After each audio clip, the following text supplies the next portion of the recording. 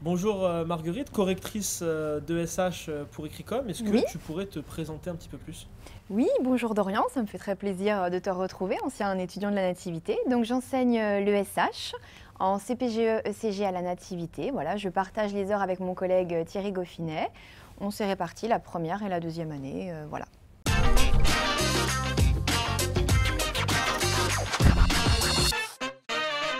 Comment on travaille l'ESH en classe prépa ECG? C'est une Mhm. matière qui est très importante. Les Oui. étudiants en terminale d'ailleurs font le choix soit entre la géopo, Mhm. soit entre l'ESH qui est la matière principale avec les mathématiques, Mhm. la culture générale et les autres matières qui suivent en langue notamment.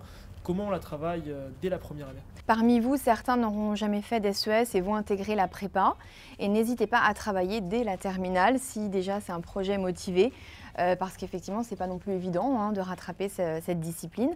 Donc travailler le SH, évidemment, maximum de concentration en cours, faire confiance à vos enseignants qui prennent le temps nécessaire pour construire un cours adapté, pour lire les dernières parutions, publications, etc.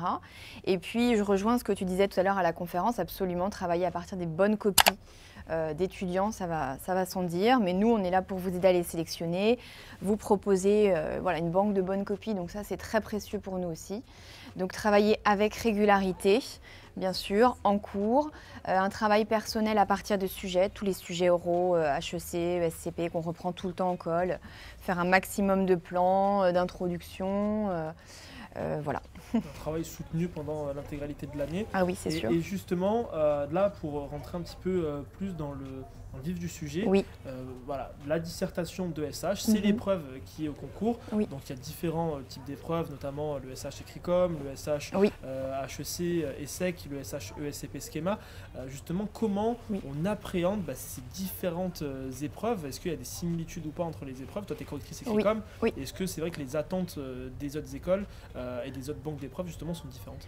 C'est vrai qu'avec le recul et dans la correction Ecricom, je me rends compte à quel point la troisième partie peut être évaluée comme rapidement hors sujet chez Ecricom, alors que ce ne sera pas nécessairement le cas BCE. Donc on va inviter nos étudiants à être bien vigilants sur cette troisième partie, sans pour autant négliger la partie ouverture-solution, absolument pas, mais peut-être l'intégrer dans un plan 2-2 qui peut être moins risqué. C'est peut-être juste ce glissement hors sujet pour certains correcteurs, alors que voilà, dans un sujet classique, le grand 3 sera le bienvenu. Donc c'est vraiment sur ça, moi, que je vais m'atteler à travailler avec eux pour leur éviter cette dérive qui serait rédhibitoire.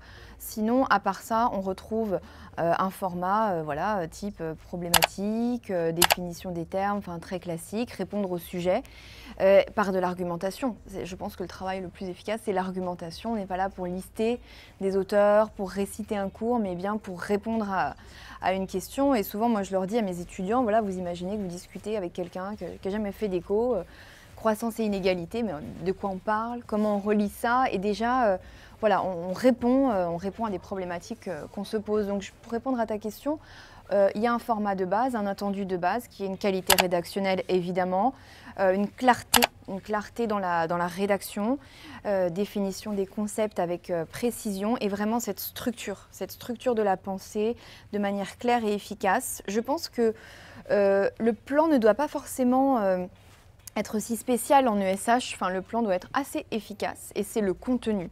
Le contenu qui va être valorisé interne, donc les théories, les mécanismes, les illustrations et les illustrations historiques et actuelles, quoi. Il faut des travaux récents, donc ça nous on se charge de travailler pour eux, les aider, mais on n'oublie pas qu'on est en ESH, l'histoire est fondamentale. Et voilà, ça, l'histoire et la sociologie, j'appuie là-dessus parce que j'y suis particulièrement sensible. Voilà, on n'oublie pas qu'on est dans une approche très pluridisciplinaire, tout comme l'éco, il y a la micro, il y a la macro, il y a l'histoire de la pensée. Et je crois qu'une très très belle copie, c'est un étudiant qui saura reprendre cette pluridisciplinarité. Directement, donc ça fait partie des attentes concrètes du jury. Oui, voilà, alors bien sûr avec la formalisation, puisque l'EA est intégré, donc il ne faut pas non plus négliger la formalisation. En fait, rien n'est à négliger. Voilà. Quand on voit un sujet, c'est quoi les premières questions qu'on se pose? Typiquement, un sujet qui est tombé l'année dernière à Ecricom, inégalité et croissance. C'est un sujet d'ailleurs qui était tombé à l'ESSEC Bien sûr. quelques années plus tôt, croissance et inégalité, donc Oui. c'est notre format. Comment, voilà, on voit ce sujet-là, c'est quoi les premières questions qu'on doit se poser et comment directement on doit réagir à la vue de ce sujet-là?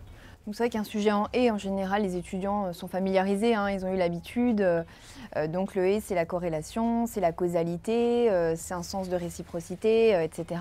C'est pas un ou qui serait exclusif. Donc je vais déjà travailler sur cette conjonction de coordination qui est le et, quoi.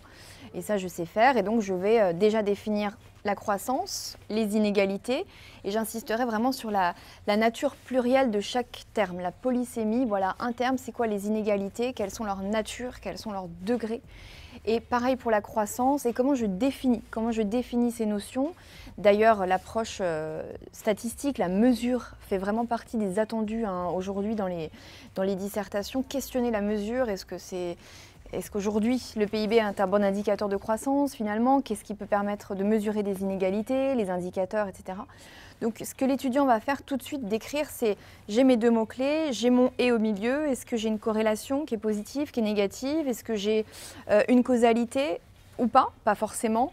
Et donc voilà, qu'est-ce que je peux lister de tous ces termes? À quoi ça me fait penser, toujours dans cette logique de SH? Des inégalités ne sont pas qu'économiques, elles sont aussi sociales. Et historiquement, est-ce que je peux retrouver des inégalités aujourd'hui, passées, voilà. Donc je vais lister tout dans ma logique ESH. Quelle est la courbe à laquelle je pourrais penser en micro, en macro? Voilà, je vais tout poster sur ma feuille, mais je pense qu'un sujet est assez classique. Et comme tu l'as rappelé, des sujets retombent. À quel point il est nécessaire de travailler à partir... Oui. Tout à fait. Comment on travaille les différentes bonnes copies qui peuvent exister? C'est quoi un peu la stratégie à adopter? Qu'est-ce que tu recommandes? Oui, donc la stratégie, repérer les auteurs, voilà, surligner tous les auteurs cités par le candidat, et on se rend compte qu'on a les auteurs fondamentaux classiques, il ne faut pas les oublier, mais on a quelques travaux contemporains. Repérer les exemples. Moi, je crois que ce qui est difficile, c'est d'apprendre des illustrations empiriques, des chiffres, c'est pas facile, il y a beaucoup de données. Là, dans une copie, l'étudiant a sélectionné pour nous peut-être une donnée tout de suite judicieuse. Donc ça peut aider, voilà, et reprendre le plan. Moi, je fais toujours, voilà, on reprend le plan de l'étudiant. Et puis même, moi, j'aime bien, on est en position de jury. Mes étudiants sont en position de jury, ils sont critiques, eux aussi. Oui, il a eu 20, mais voilà, peut-être que là, il n'a pas parfaitement problématisé. Ou comment moi, je pourrais faire encore mieux, en toute modestie, bien sûr, mais pour essayer de comprendre la copie du candidat. Après, petite vigilance, parfois les très belles accroches sont souvent remobilisées, donc je pense que c'est apprécié, ça peut être un petit clin d'œil au correcteur, mais voilà, il faut aussi, je pense, s'approprier ses propres accroches, se préparer, mais s'en inspirer. Donc je crois que voilà, il n'y a rien de mieux que la copie d'un candidat pour se rendre compte aussi, moi, comment je me situe par rapport à cette copie et qu'est-ce que je pourrais produire et qu'est-ce que mes concurrents vont produire aussi. Logique concours. Logique concours. Comment on construit une introduction en ESH en tant que correcteur, justement? C'est vrai que c'est la première étape, le premier élément qu'on voit. Comment voilà, directement on voit une bonne introduction et comment elle s'enchaîne? Oui. Donc le premier regard, la première lecture, c'est l'accroche. On a au minimum 160 copies à peu près, donc ça va être déterminant. Donc cette accroche, je pense qu'ils sont plutôt bien préparés.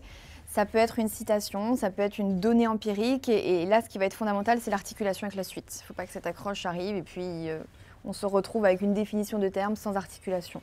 Je crois qu'une copie brillante, c'est quand c'est articulé et c'est vraiment un plaisir à lire. Donc cette accroche qui va justement accrocher le correcteur, pour moi, ce n'est pas nécessairement de l'économie pure, ça peut être une référence littéraire, philosophique, ça peut être quelque chose d'un petit peu original. Différencier. Et puis très vite, je dois surtout avoir la définition des notions, et c'est surprenant, mais même en corrigeant écrit-com, je me suis retrouvée face à des copies où il n'y avait pas de définition des termes. Alors que la croissance, c'est quand même le B.A.-ba. Croissance, inégalité, voilà, bon. Et la mesure, je reviens sur la mesure, voilà, il faut questionner les outils de mesure aujourd'hui, en quoi ils sont pertinents. La contextualisation, bien sûr, hein, donc je ramène ce sujet, ce débat à notre contexte, je le mets en perspective par rapport aux expériences passées. Et la qualité de la problématique, ce n'est pas forcément une seule question, ça peut être 2-3 questions, il ne faut pas non plus en lister trop. Parfois, les candidats se perdent un peu dans trop de questions, il faut être assez efficace. Et une annonce du plan bien claire, où on voit en apparence voilà, les parties.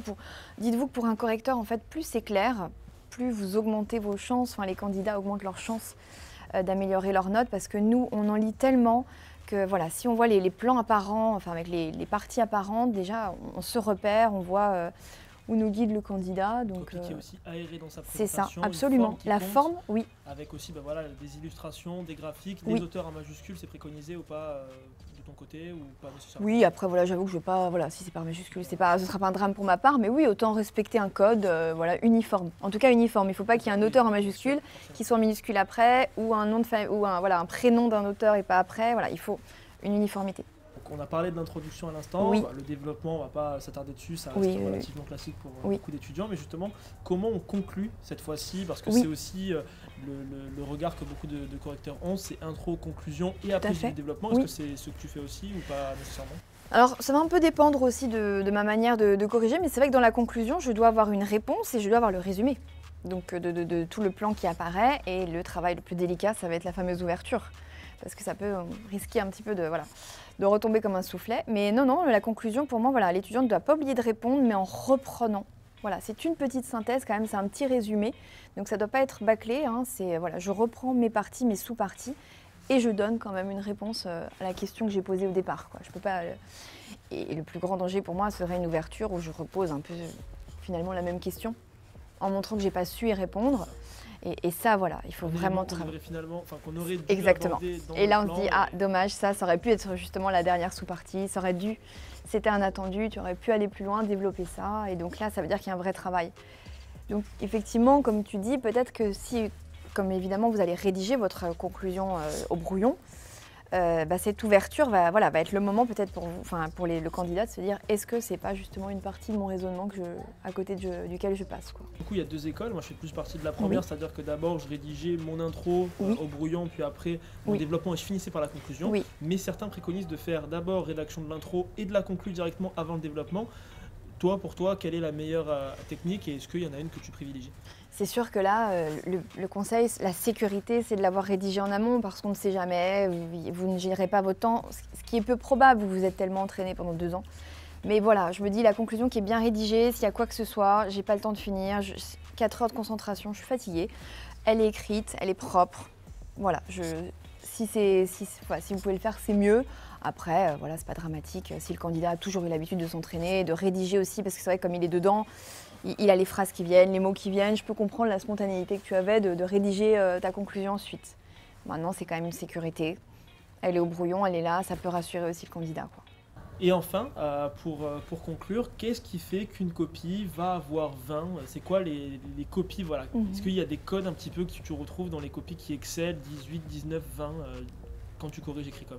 Alors si je retire la qualité de la forme, mais malheureusement qui est essentielle, hein, mais ça peut discriminer certains candidats, etc. Mais ça va sans dire que la forme, ça va être un élément clé. Pour moi, ça va être, j'insiste toujours sur cette articulation en AI, j'affirme, j'explique, j'illustre. Chaque argument est composé d'une théorie, d'une référence à un auteur, d'une illustration concrète et que je mets en perspective si possible avec un mécanisme, tout ceci parfaitement articulé.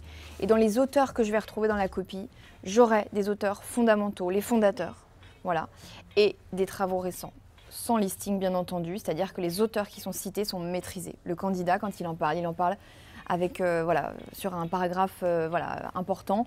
Et c'est pas juste, je te cite l'auteur, je t'ai mis l'ouvrage et la date pour te faire plaisir, mais je serai incapable d'en parler. Donc pas de listing, ça c'est effectivement le danger. Et en même temps, le petit auteur un peu différent, moi je serais très sensible à la sociologie, donc forcément, citer des sociologues, je pense que c'est une vraie plus-value, l'historien. Veiller à, à varier. Et quand je le cite, je sais de qui je parle. Et comme tu disais, le graphique, j'en mets pas forcément beaucoup, mais celui que je mets, je le maîtrise, ça a du sens et je sais pourquoi je l'intègre dans ma copie. C'est pas juste pareil, voilà, je t'ai mis une courbe pour te mettre une courbe, je comprends l'intérêt de formaliser à ce moment-là. Donc là, forcément, l'étudiant, il nous mène vraiment dans sa réflexion et on est avec lui et ça, je pense que ça peut mériter un 20. Et enfin, le mot pour conclure, voilà, les derniers conseils, les ultimes conseils pour les étudiants qui passeraient les concours en prépa ECG. Les derniers conseils, croyez en vous, confiance, on ne lâche rien et faites confiance à vos enseignants, ils sont avec vous, ils ont le même objectif que vous, donc la confiance. Merci beaucoup Marguerite. Merci Dorian.